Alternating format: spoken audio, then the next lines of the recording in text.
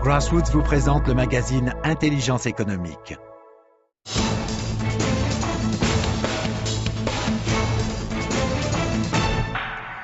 Bienvenue, c'est l'heure du journal de l'intelligence économique.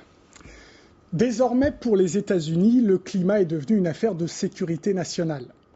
La CIA a créé en septembre 2009 un centre sur le changement climatique. La centrale de Langley va donc brancher ses espions sur la météo planétaire. Les grandes oreilles américaines vont donc scruter le ciel et la biosphère pour vérifier les taux de pollution de chaque pays. Ce centre de la CIA va également aider les multinationales américaines à gagner des marchés dans un secteur des ressources naturelles, un secteur de plus en plus compétitif. Bref, la météo est sous très haute surveillance. On peut même évoquer un nouveau trio sécuritaire composé du climat, de l'économie et de l'espionnage. On en parle avec David Mascret, professeur de géopolitique à l'École des hautes études en relations internationales. Mais avant, voici l'enquête de Thomas Dudinsky et Mounia Benaïssa. Quel rapport entre ces glaciers qui s'effondrent, cette calotte glaciaire qui se réduit de jour en jour, cette pollution quotidienne aux gaz à effet de serre et la CIA? Le rapport, c'est le réchauffement climatique. La météo est devenue une affaire de sécurité pour la célèbre agence de renseignement américaine. Le 25 septembre dernier, la CIA a créé le Centre sur le changement climatique et la sécurité nationale. Et voici comment la sénatrice démocrate Dianne Feinstein justifiait l'une des missions de la CIA. La deuxième mission, c'est d'évaluer les projets et les intentions des autres pays. Et elle aidera l'administration à mettre en place des régimes de vérification pour tout traité portant sur le changement climatique, de manière à ce que nos dirigeants puissent négocier en position de force. Ceci est le rôle d'un service de renseignement. Le rôle de la CIA, c'est donc de surveiller les pays et de vérifier qu'ils respectent leurs engagements en faveur du climat.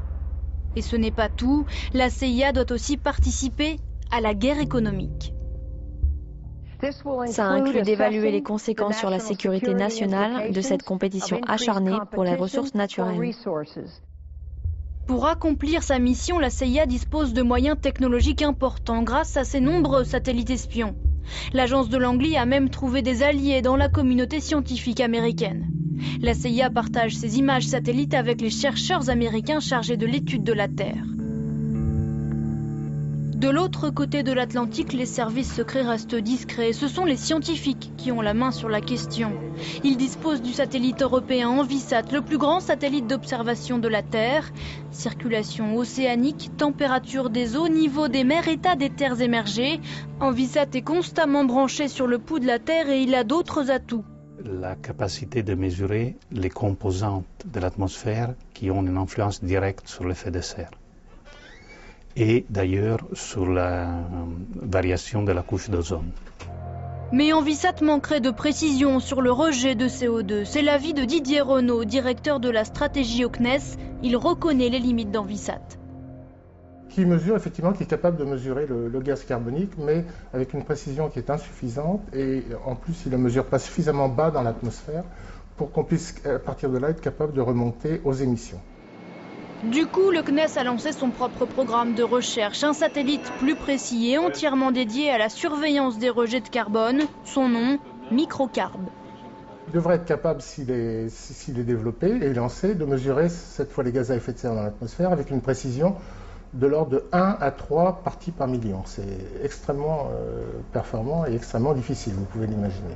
Microcarb pourrait être lancé dans 4 ou 5 ans. En attendant, les États devront s'entendre. Même en cas d'accord à Copenhague, ce sera parole contre parole. Les pays qui ont un engagement, donc ce sont les pays développés grosso modo, doivent fournir des communications nationales aux Nations Unies, parce que tout ça se passe sous l'égide des Nations Unies, annuellement. Et dans ces communications nationales, ils doivent rapporter leurs émissions de gaz à effet de serre au sein d'un registre très précis, et également toutes les politiques et mesures qu'ils entreprennent pour atteindre leur objectif.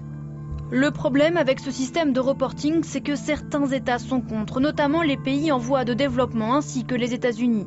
Donc à partir du moment où les États-Unis ne veulent pas ratifier quelque chose qui ressemble à Kyoto avec de nouveaux engagements parce qu'ils refusent ce type de surveillance internationale, on a là aussi un problème parce qu'on bloque principalement sur la nature juridique du futur accord. Sans cadre de surveillance à Copenhague, les engagements de chacun seront sans valeur. Et les plus grandes puissances pourraient alors faire appel à leurs services de sécurité pour dénoncer les plus mauvais élèves. Bien avec moi sur ce plateau, David Mascret. Je rappelle que vous êtes géopoliticien à l'École des hautes études internationales, des relations internationales. Bonjour. Bonjour. Alors, qu'est-ce que vous inspire là l'initiative de la CIA qui est assez récente puisqu'elle date de septembre 2009 ? Alors une première remarque dans cette présentation qui dans l'ensemble est assez juste mais qui appelle quelques commentaires. Cette initiative est récente, mais la stratégie américaine est très ancienne.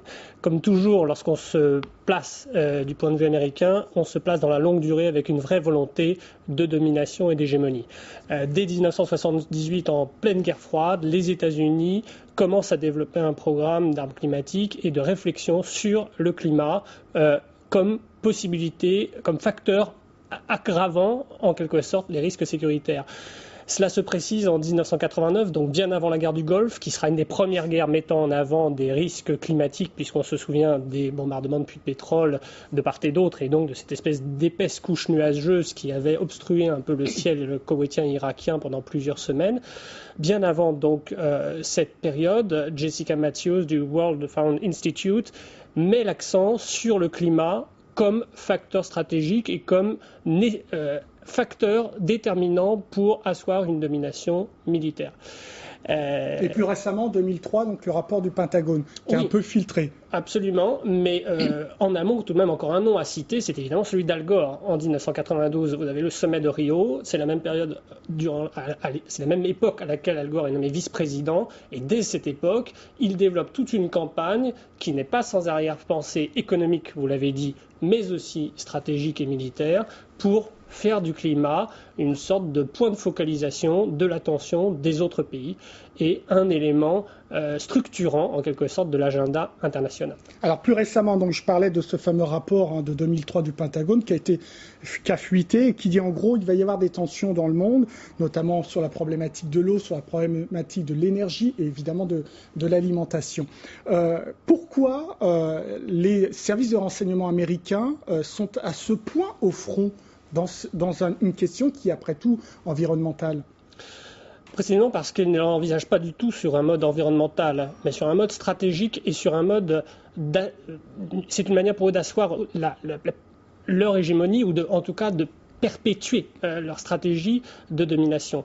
La question de la domination des ressources stratégiques et de leur sécurisation, aussi bien en termes d'exploitation que d'approvisionnement, est très ancienne. Elle se structure au début du XXe siècle et elle prend encore définitivement à partir de 1945 et du pacte du Quincy. Je rappelle donc que c'est le moment où Roosevelt et le prince Abdallah, au lendemain de Yalta, qui définit le partage de l'Europe, eh bien définit ce que va être le partage des ressources stratégiques et cette espèce de deal absolument jamais remis en cause depuis. Les États-Unis assurent la sécurité de la péninsule arabique et la contrepartie, c'est que l'Arabie saoudite livre abondamment les États-Unis. Donc pour vous, c'est pas nouveau, c'est une tendance ancrée dans l'histoire des États-Unis. C'est absolument dans la longue durée qu'il faut l'envisager. Par contre, ce qui est nouveau, c'est évidemment l'endroit où se trouvent ces ressources et leur accessibilité.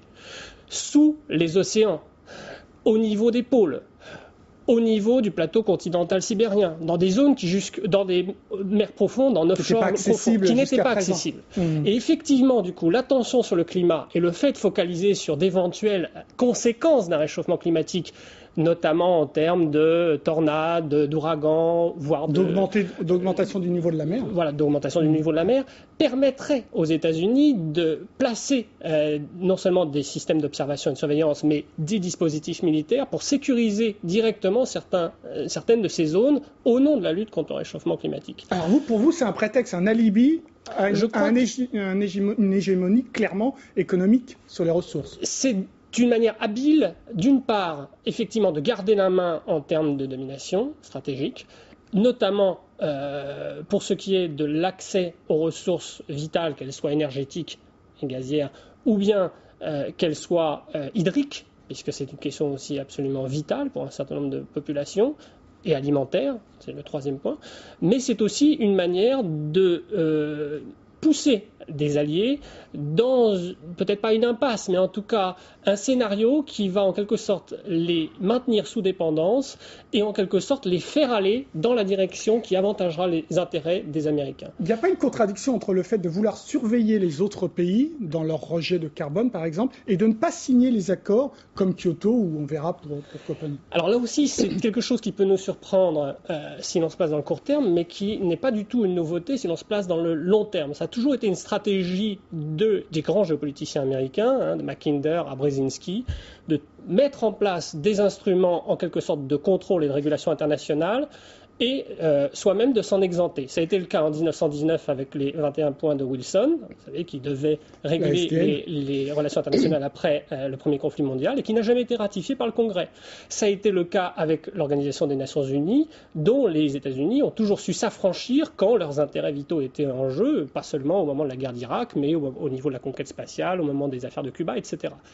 Donc, c'est dans le long terme une constante. Ce qui est plus surprenant, effectivement, c'est la thématique qui est choisie et l'instrument qui est choisi.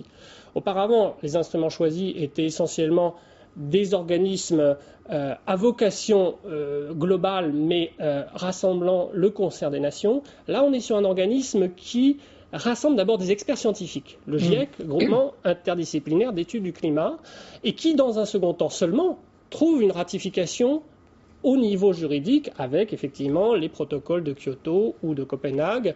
Et là, on a une stratégie en deux temps qui est beaucoup plus subtile et qui passe notamment par les médias parce que le premier point de passage pour que ce système puisse se mettre en place, c'est qu'on puisse faire passer dans l'imaginaire des populations l'idée selon laquelle il y a un réchauffement climatique, ce qui est contesté déjà par certains, qu'il est lié au gaz à effet de serre, le CO2 notamment, et que cette augmentation du CO2 elle-même responsable du réchauffement est due à l'activité humaine. Donc vous voyez, ça fait trois équations à mettre en place. Merci David Mascret pour cet éclairage. L'émission est terminée, mais vous pouvez comme d'habitude la retrouver sur france24.com à la rubrique économie, puis après intelligence économique. En attendant, restez avec nous, l'information continue.